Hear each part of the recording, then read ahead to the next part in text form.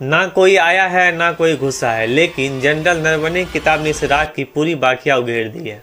मोदी सरकार के लिए जनरल मनोज मुकुंद नरवणे की पुस्तक 4 स्टार ऑफ डेस्टिनी सिर्फ असहज करने वाली नहीं, बेइज्जत करने वाली है, क्योंकि यह सीधे सीधे पीएमओ यानी कि प्रधानमंत्री कार्यालय की निर्णय लेने की प्रक्रिया, संकट में नेतृत्व की क्षमता और राष्ट्रीय सुरक्षा और पकड़ तीनों पर सवाल उठाती है। यह किताब बताती है कि मोदी सरकार आपात स्थिति में भी देश की सुरक्षा के लिए कठिन फैसले लेने में सक्षम नहीं है। इसलिए संसद में राहुल गांधी को रोका गया। 4 स्टार ऑफ डेस्टिनी का वही अंश जब संसद में पढ़ा जाना था तो राहुल गांधी को रोका गया, क्योंकि अगर वह पढ़ा जाता तो मोदी सरकार के तथाकथित राष्ट्र प्रेम की कलर खुल जाती है, चीन के सामने झुकने की पोल खुल जाती। मोदी सरकार के डिसीजन और कायरता का नतीजा, भारत ने कैलाश रेंज जैसी रणनीति बढ़त खो दी है। लगभग 26 पेट्रोलियम पॉइंट तक पहुंच खत्म हो गई।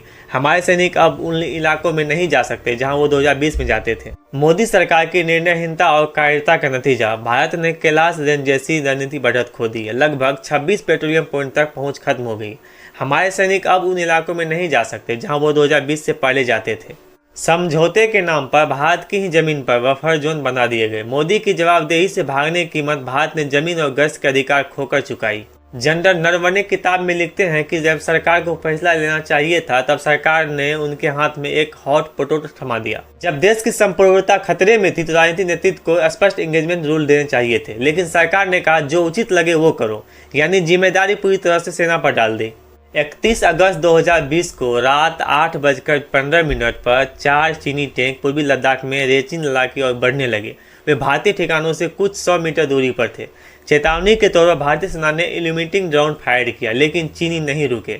नरवणे ने रक्षा मंत्री राजनाथ सिंह, NSA अजीत डोभाल, CDS बिपिन रावत और विदेश मंत्री S जयशंकर सभी को फोन किया।